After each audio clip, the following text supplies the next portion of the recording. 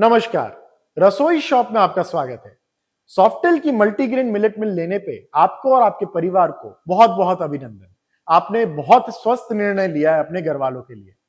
आइए अब देखते हैं कि इसको चलाना कैसे है।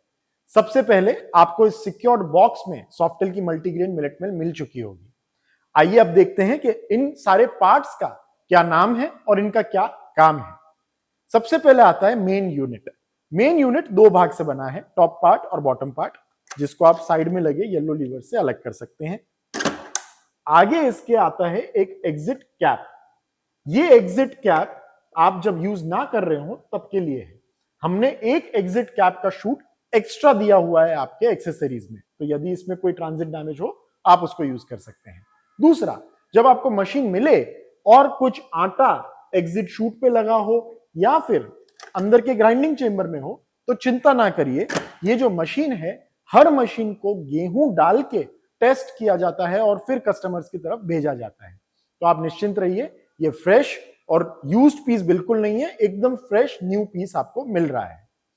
उसके बाद आता है कलेक्शन क्लॉथ और कलेक्शन बाउल। तो ये जो कलेक्शन बाउल है उसके अंदर आपका आटा कलेक्ट होगा। दो तरह के कलेक्शन क्लॉथ मिलते हैं, एक बड़ा क्लॉथ जो आपके कपलर एग्जिट शूट का कैप हट जाएगा और आपका ये क्लॉथ यहां पे फिट हो जाएगा। ऊपर वाला पार्ट यहां फिट होगा, नीचे वाला जो पार्ट है वो आप यहां पे फिट कर सकते हैं इसका कैविटी का हटा के। तो ये आपका कलेक्शन बाउल रेडी हो गया। अगर आप अपना कोई कंटेनर यूज करना चाहे तो ये वाला कपड़ा हटा के आप खुद का छोटा वाला क्लॉथ यूज करके खुद का कोई भी कंटेनर इसके नीचे रख सकते हैं। तो ये दो हो गए कलेक्शन क्लॉथ और साथ में आपको मिल रहा है कलेक्शन बाउल।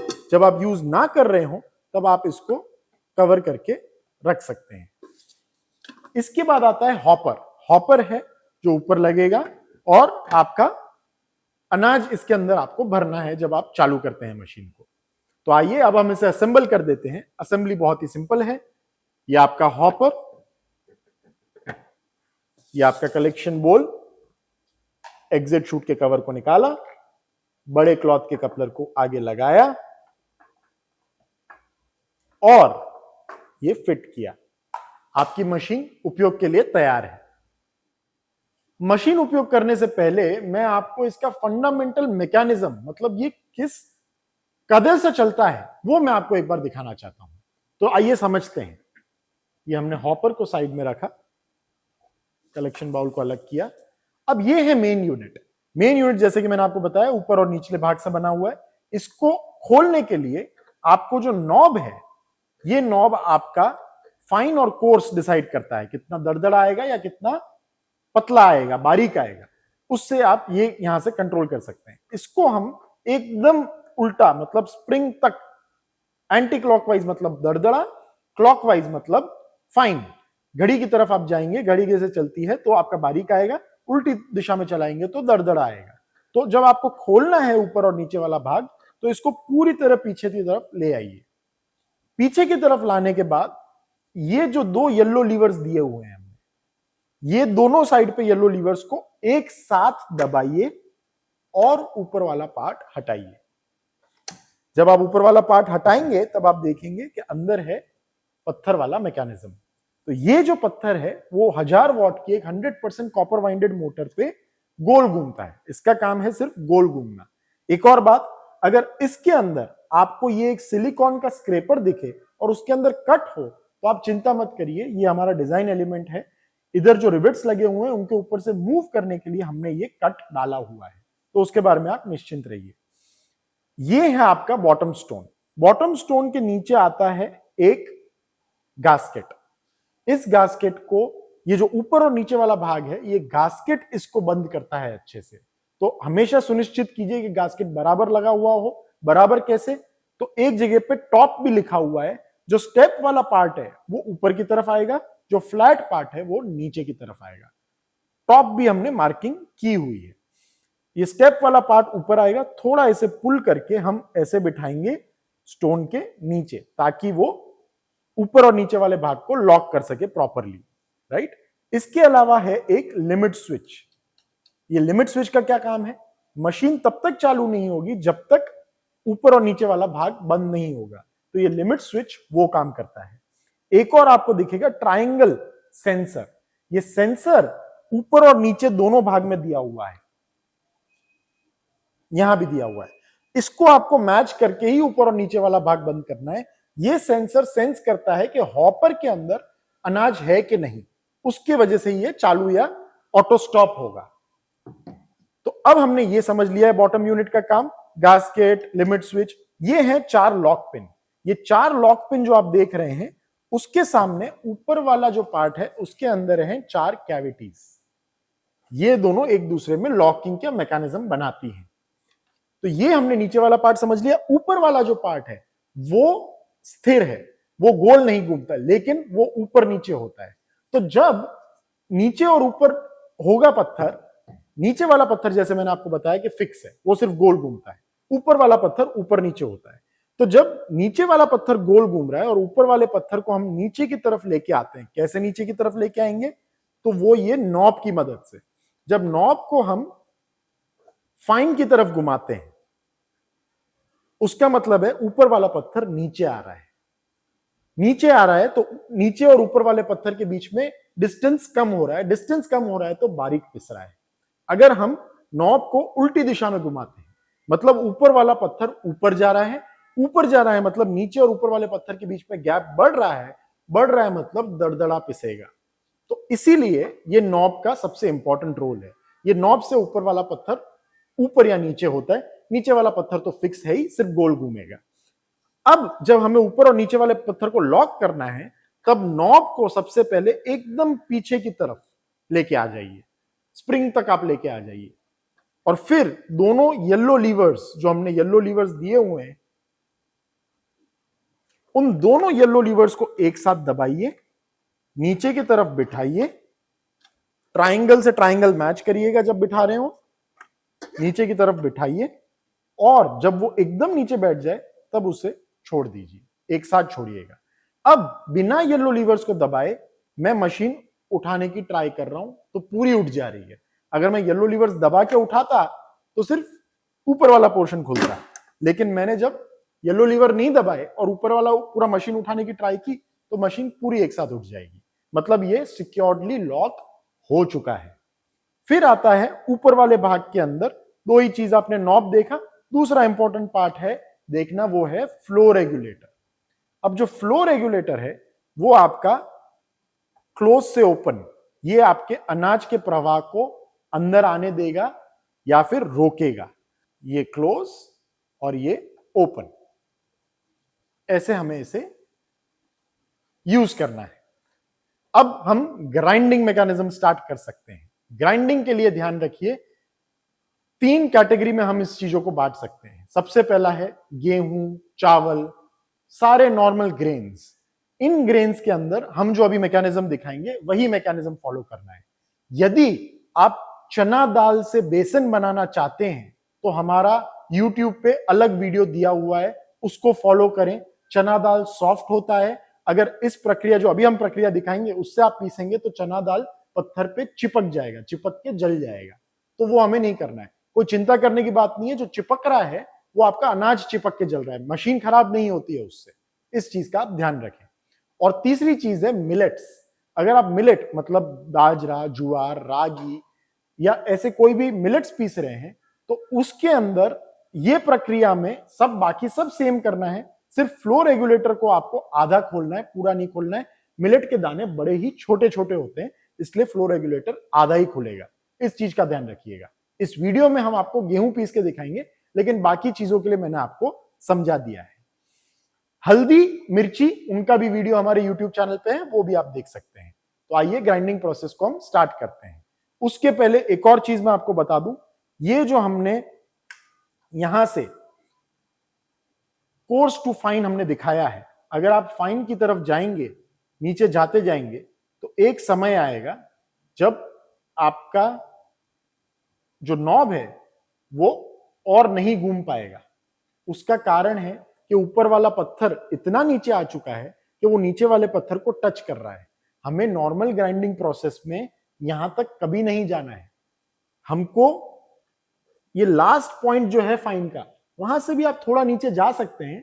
आप पहले ही मशीन जब आपको मिले तब आप चेक कर लीजिए कि हाँ भाई, बिना जोर लगाए आप चेक करिए कि आपका नॉब कहां तक घूम रहा है। अब मेरा नॉब मैक्सिमम यहां तक घूम रहा है, मैं जोर नहीं लगाऊंगा, नॉर्मली चेक करूंगा, राइट, यहां तक घूम रहा है, मतलब ये मेरा पूरा पत्थर चिपक, ऊपर वाला पत्थर इतना नीचे आ गया, नीचे वाले पत्थर से चिपक गया है, तो ग्राइंडिंग पॉसिबल ही नहीं है। इसीलिए हम इसको थोड़ा पीछे की तरफ ही, यहां तक ही लेके जाएंगे। लास्ट डॉट से भी नीचे ला सकते हैं, लेकिन इतना नीचे ना ले आए कि दोनों पत्थर चिपक जाए, मोटर चालू ही ना हो पाए। तो ये आपको ध्यान रखना है। मोटर के बारे में निश्चिंत रहिएगा, थर्मल ऑटो कट ऑफ भी लगा हुआ है, तो मोटर जलने की कंप्लेन नियरली 0% है, तो उसकी आप कभी चिंता मत करिएगा। लेकिन प्रॉपरली यूज करेंगे तो आपका अनाज बहुत ही अच्छे से पिस पाएगा। अब हम इसको थोड़ा ऊपर की तरफ ले आते हैं, हमारा हॉपर सेट करते हैं। हमने एक और इंस्ट्रक्शन लिखा हुआ है, तेल लगा हुआ गीला भेज वाला अनाज आप यूज ना करें, वो आपके पत्थर पे चिपकेगा। मशीन नहीं खराब होगी, लेकिन पत्थर पे चिपकेगा बार बार। वेट तो आप बिल्कुल, मतलब गीला आप बिल्कुल यूज नहीं कर सकते, लेकिन थोड़ा भेज लगा होगा तो मशीन खराब नहीं होगी, लेकिन वो पत्थर पे चिपकेगा, जो मशीन के लिए अच्छा नहीं है, इसलिए हम लोग वो यूज नहीं कर सकते।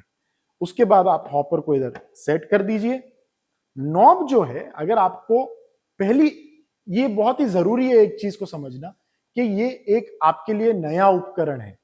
अगर आप नया उपकरण यूज कर रहे हैं तो आपको 2-3 बार इसको जब आप यूज करेंगे तब आप बेहतर इसका इस्तेमाल कर पाएंगे। यदि कोई भी नया सामग्री घर में आती है, जैसे प्रेशर कुकर है, तो अगर आप जिंदगी में पहली बार प्रेशर कुकर लगा रहे हैं तो आपको ये तो नहीं पता पड़ेगा कि कितने सीटी में खिचड़ी बन गई। उसी तरह से ये मशीन आपके लिए नया है, तो पहले थोड़ा इसको समझिए, इसके अंडरस्टैंडिंग इसको करिए कि कैसे प्रोडक्ट को यूज करना है। उसके बाद आप यूज टू हो जाएंगे, फिर कोई आपको इश्यू नहीं आएगा चलाने में। तो हम कोर्स के सेकंड डॉट से मशीन को एक बार चालू कर रहे हैं। हमारा कलेक्शन बाउल हम लोग आगे फिट कर रहे हैं,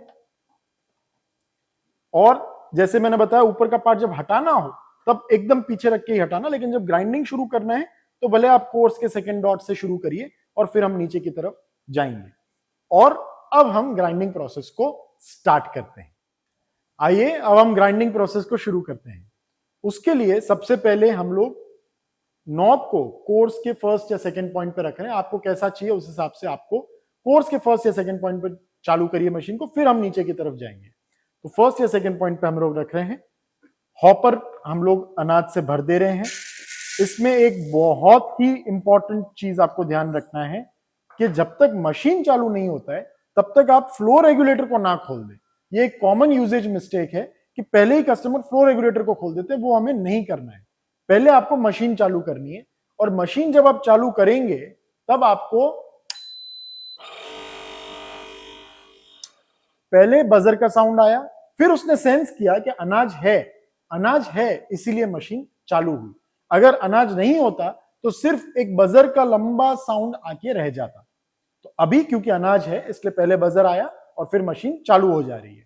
उसके बाद क्योंकि ग्राइंडिंग के प्रोसेस के बीच में मैं आपको आवाज आएगी इसलिए आप शायद ना सुन पाए, तो पहले मशीन चालू करेंगे, मोटर को चालू होने देंगे, उसके बाद फ्लो रेगुलेटर को ओपन की तरफ लेके जाएंगे धीरे से, और एक हाथ से नॉब को फाइन से थोड़ा नीचे की तरफ, एकदम बारीक करना हो तो फाइन से नीचे की तरफ आप अपने हिसाब से कर सकते हैं। और जैसा कि मैंने आपको पहले ही बता दिया, आप 3-4 बार यूज करेंगे तो आप खुद ही समझ जाएंगे कि मेरे को कहां पे फाइन आ रहा है, कहां पे मेरे को कोर्स आ रहा है, तो वो आप अपने हिसाब से सेट कर सकते हैं।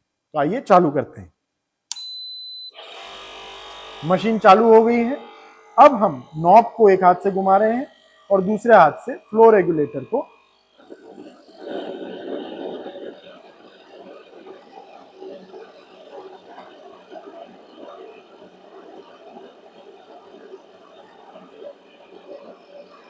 एकदम बारीक पीसने के लिए मैंने ये किया है। अब चालू मशीन में मैं एक बार देख सकता हूं कि मेरा अनाज कैसा आ रहा है। तो अभी मैं आपको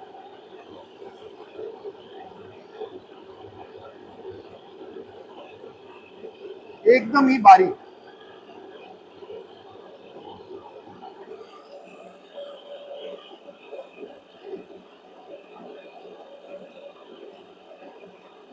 अगर आप कोई भी कारण से बीच में ही मशीन को बंद करना चाहें तो बहुत जरूरी ध्यान रखें कि सबसे पहले आपको फ्लो रेगुलेटर बंद कर देना है। फ्लो रेगुलेटर बंद करने के बाद मशीन को चालू रहने दें ताकि जो अनाज अंदर गया था वो पिस जाए। आप मोटर की आवाज चेंज होते हुए सुनेंगे। अब जो अनाज अंदर था वो पूरी तरह से पिस चुका है, इसलिए आप मोटर की आवाज बहुत ही चेंज होगी। अब हम डायरेक्ट बंद नहीं करेंगे, अब नॉब को वापस थोड़ा कोर्स की तरफ लेके जाएंगे जिससे पत्थर दूर हो गए और अब हवा के प्रवाह से मशीन अंदर से खुद साफ हो रही है। और 10 सेकंड के बाद हम मशीन को बंद कर देंगे। अब जब रिजल्ट्स देखने हो या आपको अनाज अपना निकालना हो, देखना हो, तो सबसे पहले इस क्लॉथ को थोड़ा आप झटक दीजिएगा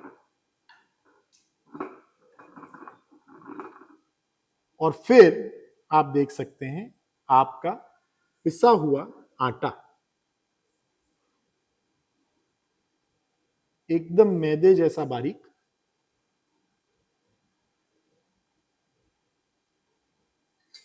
आप देख सकते हैं।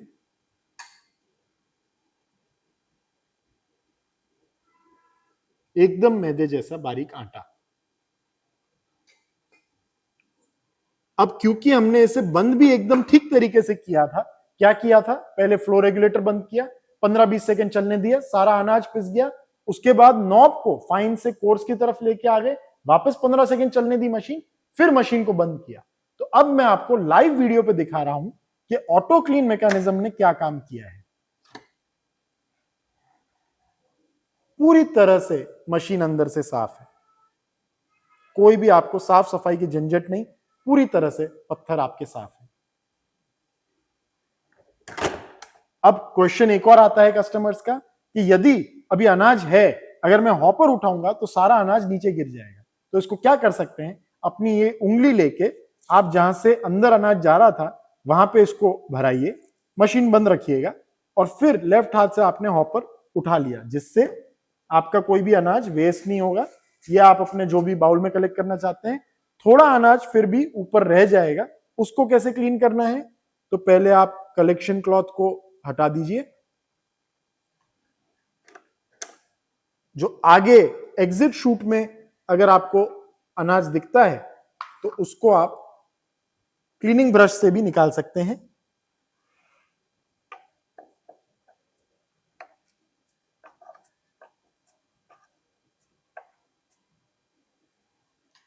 और फिर ये जो ऊपर आपका अनाज पड़ा था इसको आप एक ही झटके में आपके बाउल में हटा लीजिए, तो आपका पूरा मशीन एक ही साथ साफ हो गया और कोई झंझट नहीं, आपका आटा तैयार है।